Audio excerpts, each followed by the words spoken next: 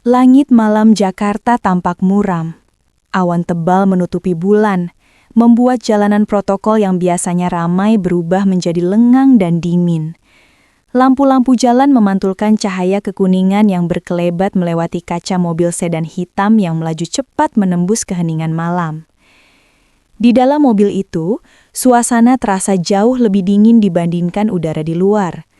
Di kursi belakang duduk seorang wanita paruh baya bernama Ratih.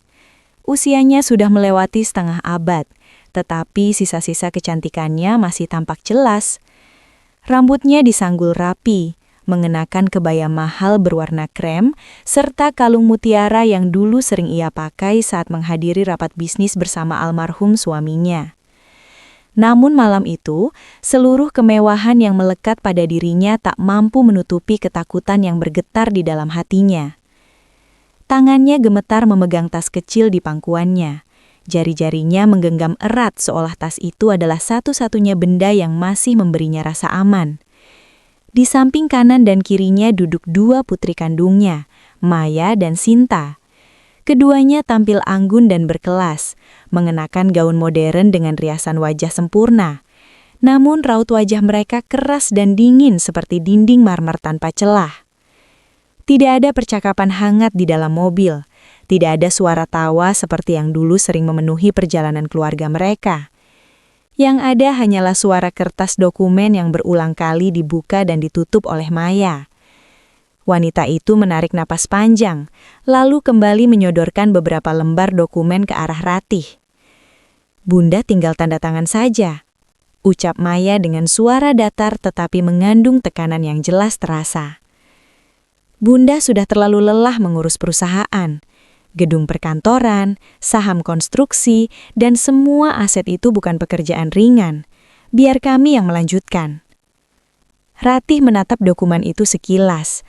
Matanya yang mulai menua masih mampu membaca kalimat-kalimat hukum yang tertulis di sana. Ia tahu betul isi dokumen itu bukan sekadar pelimpahan tanggung jawab. Dokumen itu adalah penyerahan hampir seluruh kekayaan keluarga. Ratih menggeleng perlahan. Air matanya mulai menggenang sebelum akhirnya jatuh membasahi pipinya. "Bunda tidak keberatan kalau kalian ikut mengelola perusahaan," ucapnya lirih. "Tapi Bunda sudah membagi semuanya dengan adil. Ada bagian untuk adik kalian, Alia." Nama itu membuat Maya mendecak pelan. Ratih melanjutkan dengan suara bergetar. "Alia masih kuliah di luar negeri. Dia sedang menyelesaikan studinya. Dia butuh biaya untuk masa depannya. Itu haknya sebagai anak Bunda." Sinta yang sejak tadi diam tiba-tiba mendengus kasar. Alia lagi," katanya dengan nada sinis. "Dia itu pintar. Dia bisa cari uang sendiri. Sedangkan kami yang selama ini menjaga nama besar keluarga di lingkungan sosialita." Ia menyilangkan tangan di dada. "Status sosial itu mahal, Bunda. Kami butuh modal besar untuk mempertahankan semuanya." Ratih menatap kedua putrinya dengan pandangan penuh luka. Dalam ingatannya, dua gadis di hadapannya dulu adalah anak-anak kecil yang selalu memeluknya setiap ia pulang kerja. Ia masih ingat bagaimana ia rela begadang menjahit kostum pentas sekolah mereka, atau menunggu berjam-jam saat keduanya mengikuti les balet. Namun malam itu, yang duduk di sampingnya bukan lagi anak-anak yang pernah ia besarkan dengan penuh cinta. Ratih menggeleng tegas. "Bunda tidak akan tanda tangan." Kalimat itu membuat suasana mobil berubah tegang. Rahang Maya mengeras, tangannya menggenggam kuat hingga buku jarinya memutih. Ia menatap Sinta melalui kaca spion depan, memberi isyarat halus yang langsung dimengerti adiknya. Beberapa menit kemudian, mobil perlahan keluar dari jalan utama dan memasuki kawasan proyek pembangunan yang terbengkalai. Lampu jalan mulai jarang. Bangunan setengah jadi berdiri seperti bayangan raksasa di tengah kegelapan. Mobil akhirnya berhenti mendadak. Suara mesin dimatikan. Keheningan langsung menyergap. "Turun." Suara Maya terdengar tajam dan dingin. Ratih menoleh. Matanya membesar. "Maya, ini tempat apa?" "Turun," bentak Maya lebih keras. Pintu mobil dibuka paksa. Sinta menarik lengan Ratih tanpa belas kasihan. Tubuh wanita itu terseret keluar mobil, sandalnya terlepas, kakinya langsung menginjak kerikil tajam yang menusuk kulitnya. Ratih terhuyung jatuh berlutut di tanah berdebu. "Kalian mau apa?" Tangisnya pecah. "Jangan tinggalkan Bunda di sini. Bunda mohon." Lampu jalan yang berkedip-kedip memantulkan bayangan wajah Maya dan Sinta. Dalam cahaya redup itu, ekspresi mereka terlihat asing, keras, dingin dan tanpa rasa iba. Sinta melangkah mendekat sambil menyilangkan tangan. "Kalau Bunda tidak mau tanda tangan, mulai detik ini Bunda tidak punya hak lagi atas rumah atau perusahaan. Kami akan mengurus laporan kehilangan. Bahkan kalau perlu kami laporkan Bunda meninggal dunia." Ratih menatap mereka dengan mata berkaca-kaca, seolah tidak percaya kata-kata itu keluar dari mulut anak-anaknya sendiri. "Kenapa kalian jadi seperti ini?" bisiknya lirih. Maya mengeluarkan ponsel Ratih dari tas kecil wanita itu. Tanpa ragu, ia mencabut kartu SIM, lalu mematahkan ponsel itu menjadi 2 bagian sebelum melemparkannya ke semak-semak. "Jangan harap bisa menghubungi Alia," katanya dingin. "Kami akan bilang padanya Bunda meninggal karena serangan jantung." Tangisan Ratih semakin keras, dadanya terasa sesak seperti diremas sesuatu yang tak terlihat.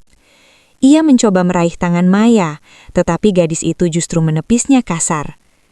"Selamat tinggal Bunda," ucap Maya tanpa emosi. Pintu mobil ditutup keras, mesin mobil kembali menyala. Lampu belakang kendaraan itu perlahan menjauh, meninggalkan debu yang beterbangan dan menyesakkan dada. Ratih terdiam di tengah kegelapan, tubuhnya gemetar hebat, air mata mengalir tanpa henti. Ia memandang jalan kosong di depannya, merasa seluruh dunia runtuh dalam satu malam. Ia tidak hanya kehilangan rumah dan harta, ia juga kehilangan 2 anak yang selama ini menjadi alasan hidupnya. Ratih menundukkan kepala memeluk tubuhnya sendiri, mencoba menahan dingin malam yang menusuk hingga ke tulang. Di tengah kesunyian itu, Ratih hanya mampu berbisik pelan, hampir tak terdengar oleh siapapun. "Ya Tuhan, jika ini ujianmu, tolong kuatkan hatiku." Angin malam berhembus pelan, suara jangkrik terdengar samar di antara bangunan kosong yang berdiri seperti saksi bisu pengkhianatan itu. Ratih tidak tahu bahwa malam itu bukanlah akhir dari segalanya. Malam itu justru menjadi awal dari takdir baru yang akan mengubah hidupnya selamanya. Malam semakin larut. Angin berembus dingin melewati bangunan setengah jadi di kawasan proyek terbengkalai itu. Lampu jalan yang redup hanya mampu menerangi sebagian kecil tanah berkerikil yang dipenuhi bayangan gelap. Di tengah kesunyian tersebut, langkah kaki seseorang terdengar pelan, disertai bunyi gemerisik plastik yang bergesekan. Seorang pemuda bernama Bima berjalan menyusuri jalanan sepi sambil memikul karung besar berisi botol plastik, kardus, dan berbagai barang bekas. Tubuhnya kurus, kulitnya menghitam karena terbakar matahari, dan pakaiannya tampak lusuh dengan beberapa tambalan di sana-sini. Namun, sorot matanya menyimpan ketenangan yang jarang dimiliki orang-orang yang hidup serba berkecukupan. Sejak ibunya meninggal 2 tahun lalu akibat sakit yang tak sempat terobati, Bima hidup sebatang kara. Ia bekerja sebagai pemulung di siang hari dan terkadang menjadi penjaga gudang kecil milik seorang kenalan untuk menambah penghasilan. Hidupnya sederhana, bahkan seringkali kekurangan, tetapi ia menjalaninya dengan kesabaran yang dalam. Langkahnya malam itu terasa lebih berat dari biasanya. Ia baru saja selesai mengumpulkan barang bekas dari beberapa tempat sampah restoran. Tubuhnya lelah, dan perutnya hanya terisi nasi bungkus sisa yang diberikan penjaga warung. Saat melewati jalanan proyek yang sepi, tiba-tiba telinganya menangkap sesuatu. Suara tangisan. Bima berhenti berjalan. Ia menegakkan tubuh, mencoba memastikan apa yang baru saja ia dengar. Angin malam kembali berembus, membawa suara isak tangisan yang samar, tetapi jelas berasal dari arah bangunan kosong di sisi jalan. Jantung Bima berdegup sedikit lebih cepat. Untuk sesaat, pikirannya dipenuhi berbagai kemungkinan menyeramkan. Tempat itu memang dikenal angker oleh warga sekitar. Banyak cerita tentang suara aneh yang sering terdengar di malam hari. Namun, Rasa kemanusiaannya lebih besar daripada rasa takut. Ia menurunkan karung dari pundaknya, lalu menyalakan senter kecil yang terikat di kepalanya. Cahaya redup itu menyorot jalan berbatu di depannya saat ia melangkah perlahan mengikuti arah suara tangisan tersebut. "Siapa di sana?" panggilnya hati-hati. Tidak ada jawaban. Hanya suara tangisan yang semakin terdengar jelas. Langkah Bima semakin cepat, hingga akhirnya cahaya senternya mengenai sosok seorang wanita yang duduk bersimpuh di tanah. Pakaian wanita itu tampak mahal, tetapi sudah kotor oleh debu dan tanah. Rambutnya berantakan, dan tubuhnya tampak gemetar. Bima terkejut. "Astagfirullah," gumamnya lirih. Ia segera berlari menghampiri wanita itu. Bu kenapa di sini?" tanyanya panik. Wanita itu perlahan mendongak. Wajahnya pucat. Matanya sembab karena terlalu lama menangis. Itulah Ratih. Saat melihat sosok pemuda asing berpakaian kumal di hadapannya, Ratih refleks mundur sedikit. Rasa takut menyergap hatinya. Ia khawatir akan dirampok atau disakiti. Jangan sakiti saya," ucapnya terbata-bata. Bima langsung mengangkat kedua tangannya, menunjukkan bahwa ia tidak berniat jahat. "Tidak, Bu. Saya tidak akan menyakiti Ibu. Saya cuma lewat dan dengar Ibu menangis," ucapnya lembut. "Saya Bima. Saya cuma pemulung." Nada suara pemuda itu terdengar tulus, tanpa sedikit pun ancaman. Ia bahkan berjongkok agar posisi matanya sejajar dengan Ratih, mencoba membuat wanita itu merasa lebih aman. Bima memperhatikan kaki Ratih yang berdarah akibat luka kerikil. Ia mengernyit prihatin. "Ibu terluka. Keluarga Ibu di mana?" tanyanya hati-hati. "Kenapa Ibu sendirian di tempat seperti ini?" Pertanyaan itu membuat Ratih terdiam. Tenggorokannya terasa tercekat. Ia ingin menjawab, tetapi rasa malu dan sakit hati membuat kata-kata seakan tertahan di bibirnya. Bagaimana mungkin ia mengaku bahwa ia dibuang oleh anak-anaknya sendiri? Air mata kembali mengalir di pipinya. Ratih hanya menunduk sambil terisak pelan. Bima memandang wanita itu dengan perasaan iba yang dalam. Pemandangan tersebut mengingatkannya pada almarhum ibunya, yang dulu sering duduk lemah saat penyakitnya kambuh. Tanpa sadar, dadanya terasa sesak oleh kenangan. "Sudah, Bu, jangan menangis," ucap Bima pelan. "Kalau Ibu tidak punya tempat tujuan, ikut saya saja." Ratih mengangkat wajahnya perlahan, menatap pemuda itu dengan pandangan ragu. "Rumah saya memang kecil. Bahkan mungkin Ibu tidak nyaman di sana. Tapi setidaknya Ibu aman. Di jalan seperti ini banyak orang jahat, apalagi kalau sudah malam." Ratih menatap mata Bima lekat-lekat. Di sana, ia tidak melihat keserakahan. Tidak ada kepentingan tersembunyi. Yang ia lihat hanyalah ketulusan polos, sesuatu yang justru ia tidak temukan pada darah dagingnya sendiri. Hatinya yang hancur perlahan merasakan kehangatan kecil yang muncul dari sikap pemuda itu. Dengan suara lemah, Ratih berbisik, "Terima kasih, Nak." Bima tersenyum tipis, lalu membantu Ratih berdiri. Namun, wanita itu langsung meringis kesakitan saat mencoba menapak. "Sepertinya kaki Ibu cukup parah," ujar Bima khawatir. Tanpa ragu sedikit pun, ia berjongkok membelakangi Ratih. "Naik saja ke punggung saya, Bu. Rumah saya agak jauh kalau jalan kaki," katanya mantap. "Karung ini biar saya bawa pakai tangan." Ratih terdiam sejenak. Ia menatap punggung pemuda kurus di depannya. Punggung itu tampak rapuh, tetapi entah kenapa terasa kokoh seperti benteng perlindungan. Dengan perasaan haru yang tak terbendung, Ratih perlahan menaiki punggung Bima. Pemuda itu berdiri sambil menahan beban karung di tangan kirinya dan Ratih di punggungnya. Ia melangkah perlahan menyusuri jalan gelap di bawah langit yang sepenuhnya tertutup awan. Tidak ada yang tahu bahwa malam itu seorang pemuda miskin sedang menggendong seorang wanita yang memiliki kekayaan luar biasa. Bima tidak peduli siapa Ratih sebenarnya. Baginya, wanita itu hanyalah seseorang yang membutuhkan pertolongan. Sementara itu, Ratih menahan tangis di atas punggung pemuda tersebut. Untuk pertama kalinya sejak ia dibuang, ia merasakan sedikit rasa aman. Ia tidak tahu kemana langkah mereka akan membawa, tetapi dalam hatinya, Ia merasakan secerah harapan yang nyaris padam. Malam itu, takdir mereka mulai terjalin. Tanpa mereka sadari, pertemuan sederhana di tengah kegelapan akan mengubah hidup keduanya untuk selamanya. Gubuk Bima berdiri di pinggir rel kereta. Hanya berukuran sekitar 4 meter persegi. Dindingnya terbuat dari triplek bekas yang sudah mengelupas. Sementara atap sengnya berderit setiap kali angin malam berhembus. Setiap kereta melintas, bangunan kecil itu bergetar seolah akan roboh. Namun bagi Ratih, tempat itu terasa jauh lebih hangat dibanding rumah mewahnya yang dahulu dipenuhi kemewahan tetapi miskin ketulusan. Hari-hari berlalu perlahan. Ratih mulai beradaptasi dengan kehidupan barunya. Ia membantu Bima memilah sampah plastik, mencuci botol bekas, dan menjemurnya di bawah matahari. Tangannya yang dulu terbiasa memegang pena dan dokumen perusahaan, kini mulai kasar dan dipenuhi goresan kecil. Anehnya, hatinya justru terasa lebih ringan. Bima tidak pernah bertanya tentang masa lalu Ratih.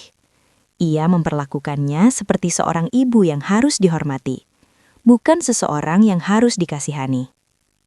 Suatu sore, ketika mereka duduk di depan gubuk sambil meminum teh hangat dari gelas plastik, Ratih akhirnya bertanya dengan suara pelan. "Kenapa kamu begitu baik padaku, Bima?" Pemuda itu tersenyum tipis. Matanya menatap rel kereta yang membentang panjang. "Sejak ibu saya meninggal, rumah ini terasa kosong. Tidak ada lagi yang menunggu saya pulang. Tidak ada lagi yang menanyakan apakah saya sudah makan atau belum." Ia berhenti sejenak, lalu melanjutkan dengan suara lebih lirih. "Kehadiran ibu membuat saya punya alasan untuk pulang." Mata Ratih berkaca-kaca. Untuk pertama kalinya sejak ia dibuang anak-anaknya sendiri, ia merasa masih memiliki arti bagi seseorang. Selama setahun hidup bersama Bima, Ratih memilih menghilang dari dunia lamanya. Ia tidak mencoba menghubungi siapapun, bahkan tidak berusaha mencari tahu keadaan perusahaannya. Ratih sadar, jika ia kembali tanpa persiapan, Maya dan Sinta bisa saja menyingkirkannya untuk kedua kalinya. Mungkin dengan cara yang lebih kejam. Ia memilih menunggu waktu yang tepat, menunggu kebenaran menemukan jalannya sendiri. Hari-harinya diisi dengan kehidupan sederhana yang tak pernah ia bayangkan sebelumnya. Ia belajar menerima kenyataan, belajar bersyukur atas hal-hal kecil, dan perlahan menemukan kedamaian yang dulu tak pernah ia rasakan di balik gemerlap kekayaan. Sementara itu, ribuan kilometer dari Indonesia, Alia mulai diliputi kegelisahan. Sudah hampir 1 tahun, ia tidak pernah berbicara langsung dengan ibunya. Setiap kali ia mencoba menghubungi, Maya dan Sinta selalu memberikan jawaban yang sama.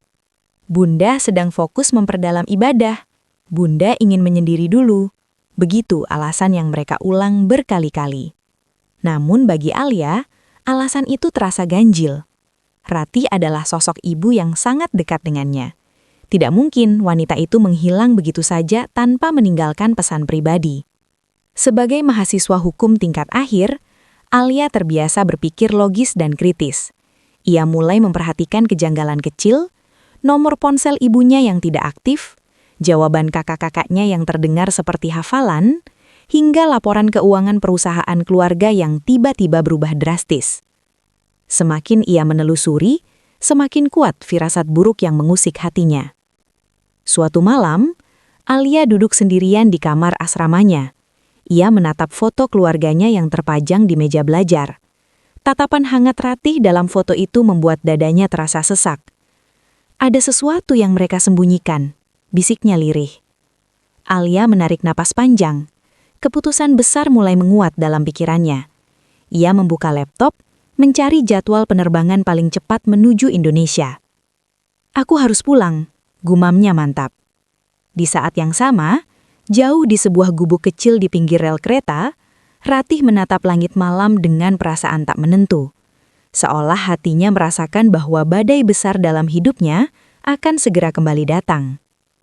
Alia kembali ke Indonesia tanpa memberi kabar kepada siapapun. Penerbangan panjang yang ia tempuh terasa seperti perjalanan menuju kenyataan yang selama ini berusaha ia hindari. Sepanjang perjalanan, pikirannya dipenuhi berbagai kemungkinan buruk, tetapi hatinya terus menolak untuk percaya. Setibanya di kota kelahirannya, Alia tidak pulang ke apartemennya. Ia langsung meminta supir taksi mengantarnya menuju rumah besar keluarga mereka. Gerbang rumah terbuka lebar. Dari kejauhan, lampu-lampu taman menyala terang. Musik keras terdengar hingga keluar halaman. Beberapa mobil mewah terparkir berjajar. Dan tamu-tamu berpakaian elegan terlihat tertawa sambil membawa gelas minuman. Langkah Alia terhenti di depan pintu utama. Dadanya terasa sesak melihat rumah yang dulu penuh kehangatan, kini berubah seperti tempat pesta tanpa jiwa. Ia masuk tanpa menyapa siapapun. Tatapannya langsung mencari kedua kakaknya. Tak lama, ia melihat Maya dan Sinta berdiri di tengah kerumunan tamu. Tertawa seolah tidak pernah terjadi apa-apa. "Di mana Bunda?" tanya Alia tegas begitu berdiri di hadapan mereka. Pertanyaan itu membuat senyum di wajah Maya membeku. Sinta terlihat saling menatap dengan kakaknya, jelas tidak siap menghadapi kedatangan Alia. Maya berdaham pelan sebelum menjawab, suaranya terdengar kaku. "Bunda sudah meninggal." Kalimat itu menghantam Alia seperti petir. Namun ia tidak menangis. Ia hanya menatap kedua kakaknya dengan sorot mata tajam. "Kapan?" tanyanya singkat. "Beberapa bulan lalu," jawab Sinta cepat. "Bunda sakit, kami sudah mengurus semuanya." Alia menatap mereka lama, mencoba membaca ekspresi wajah yang tampak dibuat-buat. "Mana bukti medisnya? Mana surat kematiannya?" Maya terlihat gelisah. Ia hanya menunjukkan beberapa dokumen fotokopi yang tampak tidak lengkap. Kemudian mereka mengajak Alia mengunjungi makam Ratih keesokan harinya. Di pemakaman, Alia berdiri di depan nisan bertuliskan nama ibunya. Tanahnya terlihat masih baru, tetapi tidak terawat. Tidak ada bunga segar. Tidak ada tanda-tanda seseorang pernah benar-benar berziarah. Perasaan ganjil semakin menguat. Naluri hukumnya berteriak bahwa ada sesuatu yang disembunyikan. "Aku ingin melihat rekam medisnya, rumah sakitnya, semua data perawatannya," ujar Alia dingin. Maya dan Sinta saling berpandangan, lalu hanya memberi jawaban berputar-putar. Saat itu Alia tahu, ia tidak bisa mempercayai mereka lagi. Malam harinya, tanpa memberitahu siapapun, Alia meninggalkan rumah besar itu. Ia menuju sebuah kantor hukum tua di pusat kota, kantor milik pengacara yang telah lama menjadi penasihat hukum keluarga mereka. Pria tua itu tampak terkejut melihat Alia datang tiba-tiba. "Pak Arman, saya ingin menanyakan sesuatu tentang ibu saya," ucap Alia serius. Tatapan pengacara itu berubah cemas. Ia menghela napas panjang sebelum berkata pelan. "Justru saya yang selama ini ingin mencari kamu, Alia. Ada banyak hal yang tidak beres sejak ibumu menghilang." Jantung Alia berdegup keras. Ia sadar, kebenaran yang selama ini ia cari mungkin jauh lebih kelam dari yang ia bayangkan. Di hari yang sama, ketika Alia mendatangi kantor pengacara keluarga, Ratih justru membuat keputusan besar dalam hidupnya. Setelah setahun bersembunyi dari dunia lamanya, ia merasa waktu untuk menghadapi kenyataan telah tiba. Dengan suara pelan, Ratih meminta Bima mengantarnya ke kantor pengacara lama keluarganya. Bima sempat ragu. Ia sadar penampilannya yang sederhana, bahkan cenderung kumal, mungkin akan menimbulkan masalah. Namun ia tidak ingin membiarkan Ratih pergi sendirian. Mereka berangkat menggunakan angkutan umum, lalu berjalan kaki menuju gedung kantor hukum yang menjulang megah di pusat kota. Langkah Ratih terasa berat, tetapi tekadnya jauh lebih kuat dibanding rasa takut yang menghantuinya. Saat tiba di halaman gedung, seorang satpam segera menghadang mereka. Tatapannya menyapu tubuh Bima dari atas hingga bawah dengan ekspresi meremehkan. "Maaf, kalian tidak boleh masuk ke dalam. Ini kantor hukum, bukan tempat meminta sumbangan," ucap satpam itu dingin. Bima menunduk, menahan rasa malu yang mulai menggerogoti dadanya. Ia hendak mengajak Ratih pulang, tetapi wanita itu tetap berdiri tegak. "Saya ingin bertemu Pak Arman, tolong sampaikan bahwa Ratih datang," ucap Ratih dengan suara bergetar namun tegas. Satpam itu mengernyit, jelas tidak percaya. Di saat ketegangan itu berlangsung, sebuah mobil berhenti di depan gedung. Alia keluar dari mobil dengan langkah tergesa. Ia baru saja menyelesaikan pembicaraan panjang dengan Pak Arman dan hendak pulang. Namun, langkahnya terhenti seketika ketika melihat sosok wanita yang berdiri beberapa meter di depannya. Tubuh Alia membeku, nafasnya tertahan, matanya menatap tak percaya pada wajah yang selama ini ia kira telah hilang selamanya. "Ibu," bisiknya lirih. Ratih menoleh perlahan. Saat pandangan mereka bertemu, waktu seakan berhenti. Air mata langsung mengalir di pipi Alia. "Ibu!" teriaknya sambil berlari memeluk Ratih erat. Tangis haru pecah di halaman gedung megah itu. Ratih menggenggam putri bungsunya dengan tubuh gemetar, seolah pelukan itu hanyalah mimpi yang akan menghilang. "Alia, kamu pulang," bisik Ratih sambil terisak. Para pegawai dan satpam hanya bisa menatap terdiam melihat pertemuan yang penuh emosi itu. Beberapa saat kemudian, Ratih menarik Alia mendekat kepada Bima yang berdiri kikuk di samping mereka. "Dia orang yang menyelamatkan hidup ibu," ujar Ratih dengan suara penuh haru. "Kalau tidak ada Bima, mungkin ibu sudah tidak ada di dunia ini." Alia menatap pemuda itu dengan mata berkaca-kaca. Tanpa ragu, ia menggenggam tangan Bima dengan penuh hormat. "Terima kasih sudah menjaga ibu saya," ucapnya tulus. Bima terlihat canggung, ia hanya mengangguk pelan. "Saya tidak melakukan apa-apa, saya hanya tidak tega melihat ibu sendirian," jawabnya rendah hati. Alia menatap Ratih kembali, memastikan wanita itu benar-benar ada di hadapannya. Hatinya dipenuhi campuran kebahagiaan, kelegaan, sekaligus amarah yang mulai membara terhadap kebohongan besar yang telah dilakukan kedua kakaknya. Hari itu, di halaman sebuah kantor hukum, kebenaran yang selama ini tersembunyi akhirnya menemukan jalannya untuk terungkap. Suasana halaman kantor hukum masih dipenuhi ketegangan ketika beberapa mobil mewah berhenti di depan gedung. Dari dalam mobil, Maya dan Sinta turun dengan langkah tergesa. Mereka mendapat kabar dari salah satu pegawai kantor bahwa seseorang yang mengaku sebagai Ratih datang menemui Pak Arman. Awalnya mereka datang dengan wajah kesal, namun begitu melihat sosok wanita yang berdiri di tengah halaman bersama Alia, tubuh keduanya seketika membeku. Wajah mereka pucat. Ini tidak mungkin," bisik Sinta dengan suara gemetar. Ratih menatap kedua putrinya dengan tatapan yang tidak lagi rapuh seperti dahulu. Sorot matanya tenang, tetapi menyimpan ketegasan yang belum pernah mereka lihat sebelumnya. "Kalian pikir bisa menguasai semua harta dengan membuangku?" ucap Ratih dingin. Kata-kata itu menggema di antara kerumunan orang yang mulai memperhatikan situasi tersebut. Maya mencoba menenangkan diri, lalu melangkah maju. "Bunda salah paham, kami hanya..." "Cukup," potong Ratih tegas. Suasana langsung hening. Apa yang kalian lakukan malam itu bukan kesalahpahaman.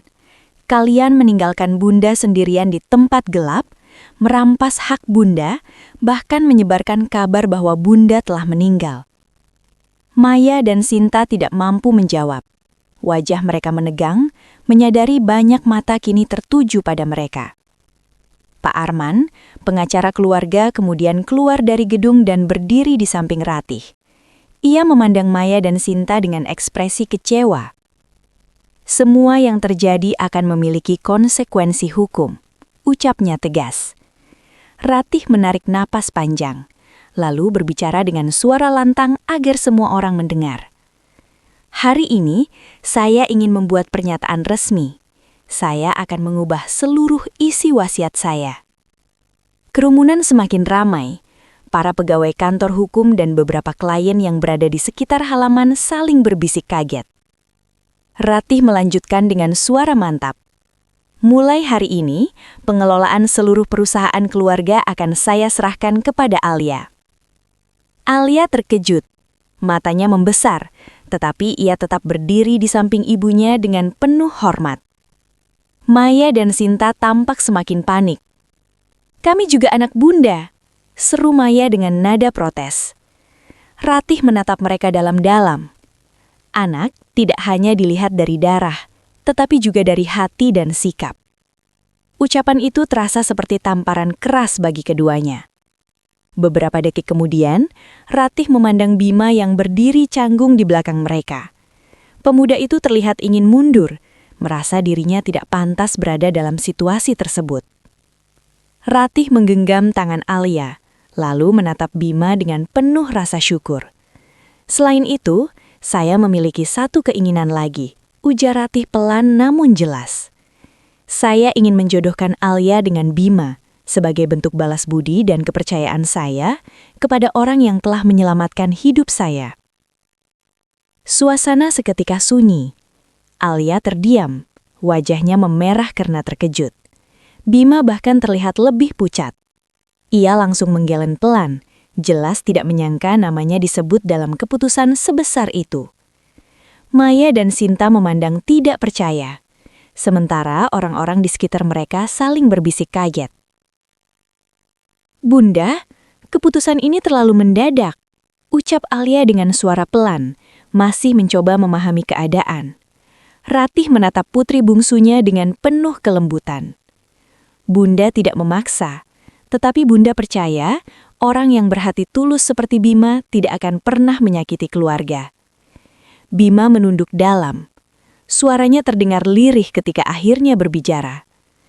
"Saya hanya orang biasa, Bu. Saya tidak pantas." Namun Ratih menggeleng perlahan. Kebaikan hati jauh lebih berharga daripada harta atau status.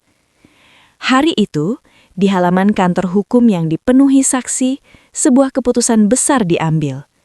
Keputusan yang bukan hanya mengubah masa depan perusahaan keluarga, tetapi juga mengubah takdir semua orang yang berdiri di sana.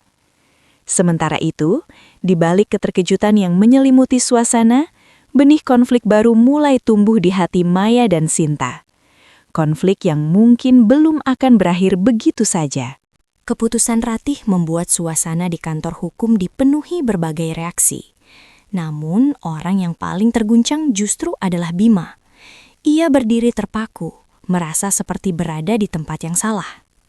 "Bu Ratih, saya tidak bisa menerima keputusan itu," ucap Bima akhirnya dengan suara rendah.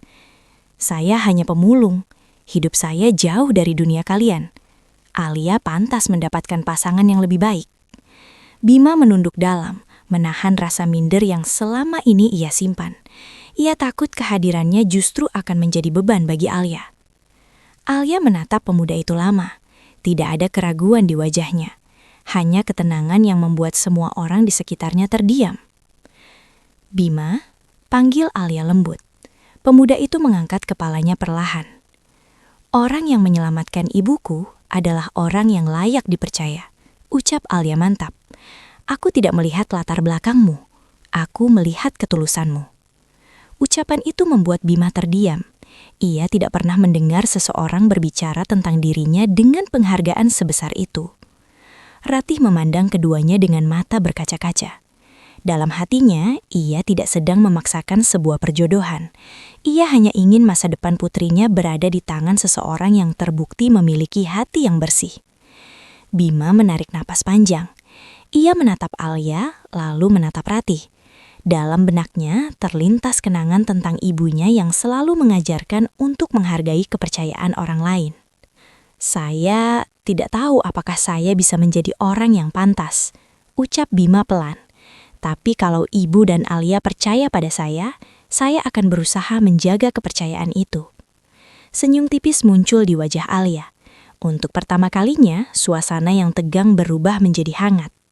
Namun, di sudut lain halaman, Maya dan Sinta menatap dengan amarah yang sulit disembunyikan. Mereka tidak hanya kehilangan kehormatan, tetapi juga kehilangan kendali atas seluruh aset keluarga. Beberapa hari setelah perubahan wasiat resmi dilakukan, semua rekening perusahaan yang sebelumnya mereka kuasai dibekukan. Kendaraan mewah mereka mulai ditarik karena cicilan yang belum dibayar. Rumah yang mereka tempati ternyata masih berada atas nama Ratih. Kemewahan yang selama ini mereka banggakan perlahan runtuh. Maya mencoba mempertahankan gaya hidupnya dengan menjual perhiasan pribadi, tetapi jumlahnya tidak cukup untuk menutup utang yang menumpuk. Sinta bahkan mulai menerima kenyataan pahit ketika kartu kreditnya ditolak di sebuah pusat perbelanjaan. Pertengkaran di antara mereka pun semakin sering terjadi. Mereka saling menyalahkan atas kegagalan rencana yang telah mereka susun selama ini. "Kita tidak seharusnya membiarkan Ratih hidup," teriak Sinta dalam keputusasaan. Maya hanya terdiam dengan wajah penuh tekanan. Untuk pertama kalinya, ia merasakan ketakutan yang nyata, ketakutan kehilangan segalanya.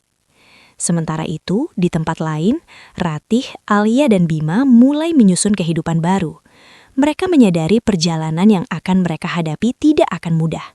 Namun, untuk pertama kalinya, mereka melangkah dengan dasar kepercayaan dan ketulusan, bukan kepentingan dan keserakahan. Tak ada yang tahu bagaimana takdir akan membawa mereka ke depan. Tetapi satu hal mulai terasa jelas. Kebenaran selalu menemukan jalannya, meski harus melewati penderitaan panjang. 3 bulan berlalu sejak perubahan besar dalam kehidupan keluarga Ratih. Waktu itu digunakan bukan untuk kemewahan atau pesta besar, melainkan untuk membangun kembali kepercayaan dan menata masa depan dengan cara yang lebih sederhana. Hari pernikahan Alia dan Bima akhirnya tiba. Acara itu diselenggarakan di halaman sebuah panti asuhan milik Yayasan Keluarga Ratih. Tempat yang dulu jarang tersentuh perhatian ketika perusahaan masih berada di bawah kendali Maya dan Sinta. Kini halaman panti dihiasi dengan rangkaian bunga sederhana dan kain putih yang tertiup lembut oleh angin pagi. Anak-anak panti asuhan tampak berlarian dengan wajah ceria. Mereka membantu menata kursi dan menggantung hiasan kertas buatan tangan mereka sendiri. Tawa mereka menciptakan suasana hangat yang jauh lebih bermakna dibanding pesta mewah manapun. Ratih duduk di kursi tamu kehormatan dengan mata yang berkaca-kaca. Ia memandang putri bungsunya yang mengenakan gaun pengantin sederhana berwarna putih gading. Tidak ada berlian mahal, tidak ada perhiasan mencolok. Hanya riasan lembut yang memancarkan kecantikan alami Alia. Di sisi lain, Bima mengenakan setelan jas sederhana yang dipinjamkan oleh salah satu pengurus panti. Meski terlihat gugup, sorot matanya memancarkan keteguhan dan tanggung jawab yang besar. Ketika prosesi akad nikah dimulai, suasana menjadi hening. Semua tamu menahan nafas menyaksikan momen sakral tersebut. Dengan suara yang sempat bergetar, Bima mengucapkan ijab kabul. Namun saat kalimat akad itu sampai di akhir, suaranya berubah tegas dan lantang, penuh keyakinan. "Saya terima nikahnya Alia binti Ratih dengan mas kawin tersebut. Tunai. Sah." Ucapan itu disambut lantunan doa dan ucapan syukur dari para saksi dan tamu undangan. Alia menundukkan kepala sambil tersenyum haru. Air matanya menetes perlahan. Ia menggenggam tangan Bima dengan penuh kepercayaan. Ratih tidak mampu menahan tangisnya. Air mata bahagia mengalir di pipinya saat menyaksikan putrinya menikah dengan pria yang tidak dipilih oleh status atau kekayaan, melainkan oleh ketulusan hati. Beberapa anak panti asuhan bertepuk tangan riang. Mereka berlarian membawa bunga-bunga kecil yang kemudian ditaburkan di sekitar pasangan pengantin.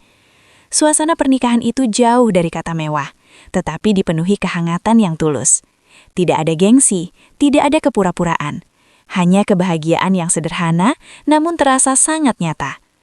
Bagi Alia dan Bima, pernikahan itu bukan sekedar penyatuan dua insan. Pernikahan itu adalah awal dari jalan hidup yang dibangun atas kepercayaan, pengorbanan, dan rasa syukur. Dan bagi Ratih, hari itu menjadi bukti bahwa kehilangan yang pernah ia rasakan justru membawanya menemukan keluarga yang sesungguhnya. Keluarga yang dibangun oleh cinta dan ketulusan, bukan oleh harta dan ambisi. Suasana halaman panti asuhan masih dipenuhi tawa dan kebahagiaan setelah prosesi pernikahan Alia dan Bima selesai. Anak-anak panti sibuk menikmati hidangan sederhana. Sementara para tamu berbincang hangat di bawah cahaya lampu taman yang mulai menyala. Namun di sudut gerbang panti, dua sosok berdiri ragu-ragu. Pakaian mereka tampak lusuh, wajah mereka terlihat lelah dan pucat. Maya dan Sinta berdiri dengan tatapan penuh kegelisahan, seolah tidak yakin apakah mereka pantas melangkah masuk. Beberapa anak panti yang melihat mereka segera berlari memberitahu Ratih. Ratih menoleh ke arah gerbang. Saat matanya bertemu dengan kedua putrinya, suasana hatinya bercampur antara luka lama dan kasih seorang ibu yang tidak pernah benar-benar hilang. Maya dan Sinta perlahan mendekat. Begitu sampai di hadapan Ratih, keduanya langsung berlutut. Tangis mereka pecah tanpa bisa ditahan. "Bunda, maafkan kami," isak Maya dengan suara parau. "Kami sudah kehilangan semuanya. Kami tidak punya siapa-siapa lagi," lanjut Sinta sambil menangis. Para tamu yang melihat kejadian itu terdiam. Alia menggenggam tangan Bima, menyaksikan momen yang penuh emosi tersebut. Ratih menatap kedua putrinya lama. Luka pengkhianatan itu masih terasa, tetapi hatinya menolak untuk menutup pintu sepenuhnya. Ratih menarik napas panjang sebelum akhirnya berkata pelan, "Bunda sudah memaafkan kalian." Maya dan Sinta mengangkat wajah mereka dengan mata penuh harapan. Namun Ratih melanjutkan ucapannya dengan suara tegas. "Tapi kalau kalian ingin tinggal di sini, ingin makan dan hidup layak, kalian harus bekerja di panti asuhan ini." Keduanya terdiam. "Kalian harus belajar merawat anak-anak yang tidak memiliki orang tua. Kalian harus belajar tentang arti tanggung jawab dan keikhlasan." Air mata Maya dan Sinta kembali mengalir. Untuk pertama kalinya, mereka tidak melihat syarat itu sebagai hukuman, melainkan sebagai kesempatan untuk menebus kesalahan. "Kami bersedia, Bunda," jawab mereka bersamaan, diiringi tangis penyesalan. Ratih mengangguk pelan. Ia membantu kedua putrinya berdiri, lalu memeluk mereka. Pelukan itu tidak menghapus masa lalu, tetapi membuka jalan menuju perubahan. Malam pun tiba. Setelah semua tamu pulang, halaman panti asuhan menjadi tenang. Hanya suara jangkrik dan hembusan angin malam yang terdengar lembut. Di teras panti, Ratih duduk bersama Alia dan Bima, memandang langit yang dihiasi bulan purnama. Suasana hening, tetapi terasa damai. Bima menatap langit sejenak sebelum berkata pelan, "Sebenarnya, bukan saya yang menyelamatkan ibu." Ratih menoleh kepadanya. "Tuhan yang mempertemukan kita, Lirih. Saya hanya menjadi perantara." Ratih tersenyum hangat. Hatinya dipenuhi rasa syukur yang tidak mampu diungkapkan dengan kata-kata. Ia menatap Alia dan Bima yang duduk di sampingnya, lalu menatap bangunan panti asuhan yang kini menjadi tempat lahirnya banyak harapan baru. Dulu Ratih pernah memiliki segalanya, harta, kekuasaan, dan status. Namun ia tidak pernah benar-benar merasakan kedamaian. Kini setelah kehilangan semuanya, ia justru menemukan hal yang jauh lebih berharga. Ia menemukan keluarga yang dibangun bukan oleh darah semata, bukan oleh kekayaan, tetapi oleh ketulusan, pengorbanan, dan kasih sayang yang lahir dari hati yang bersih. Di bawah cahaya bulan yang tenang, Ratih menutup matanya sejenak, membiarkan hatinya dipenuhi rasa syukur. Untuk pertama kalinya dalam hidupnya, ia merasa benar-benar pulang.